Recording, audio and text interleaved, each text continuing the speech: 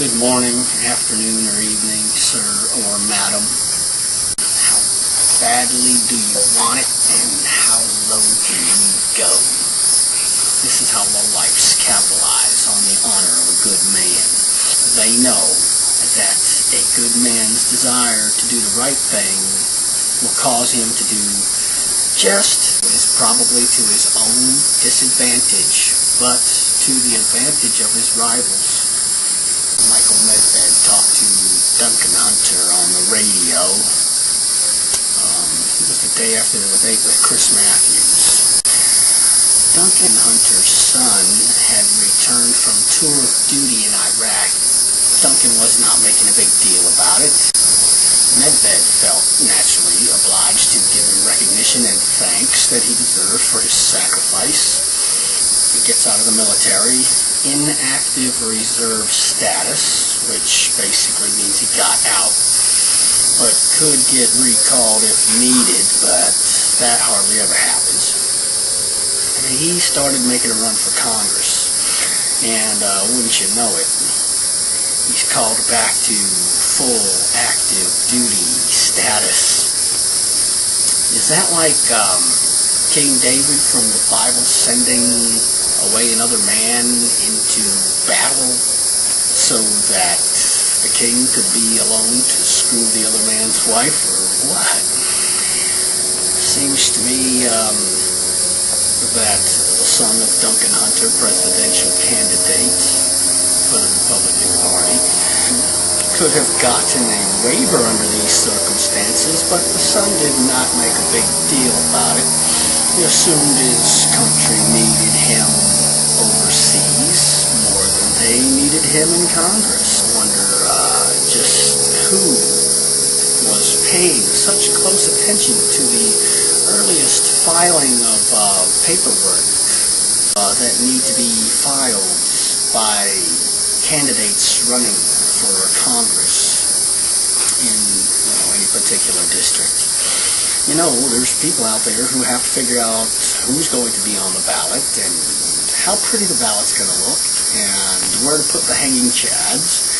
The election preparations, the logistics associated with those must begin months in advance and must be handled by highly capable people, not stupid-ass soldiers.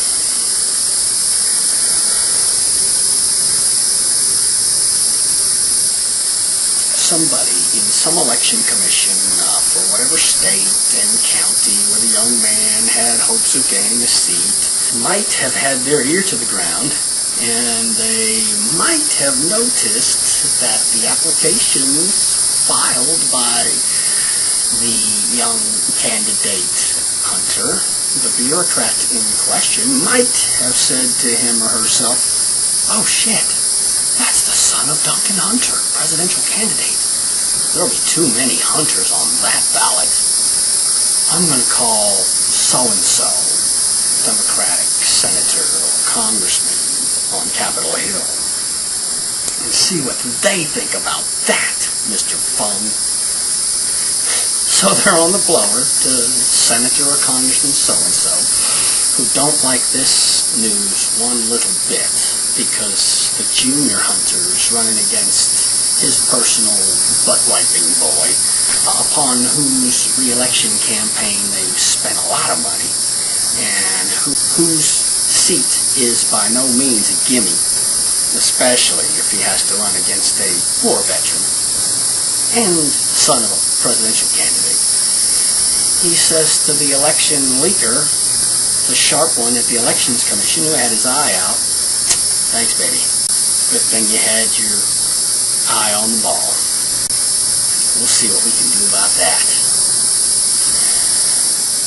So congressman or senator or so-and-so calls his drinking and whoring buddy from back in the day, General Shit-for-Brains, who's opposed to this whole Iraq thing from the get-go. And the general says, "I've got just the thing for Private Hunter." It is private, isn't it?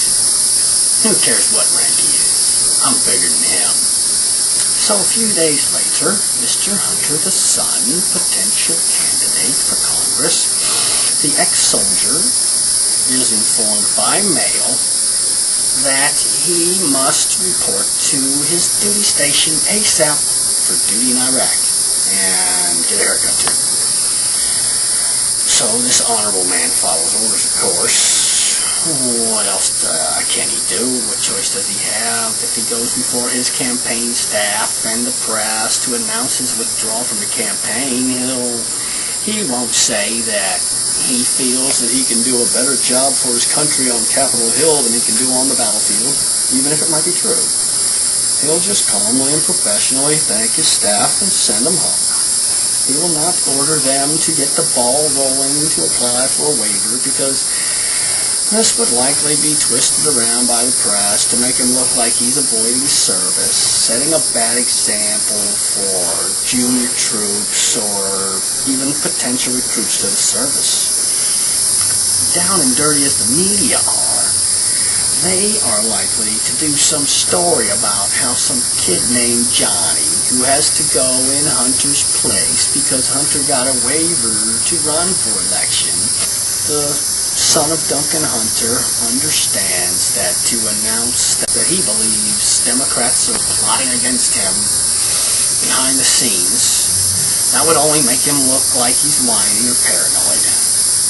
Of course the opposition is a Democrat. It's a two-party system, guy. Get used to it, right? So Hunter would only look like a madman or a crybaby if he pointed out that. Don't worry, Mr. Hunter. Leave that to me. Worst yet, in my opinion, if the junior Hunter complains he's been set up by Democrats, the press will stick their microphones in every senior Democrat's face and ask them their thoughts on such bombastic comments. But not only that, but any bimbo in the press could probably figure out that senior military brass must have been involved in this conspiracy in order to light this candle. They are also likely to be asked about this. And then, of course, there's always the issue of outshining your dad who's running for president, or drawing negative attention to him. So, of course, Hunter's got to consider that. So, thus, a young man's hope of election are dashed. This is how to play politics, people. Watch and learn. Just try to spot it.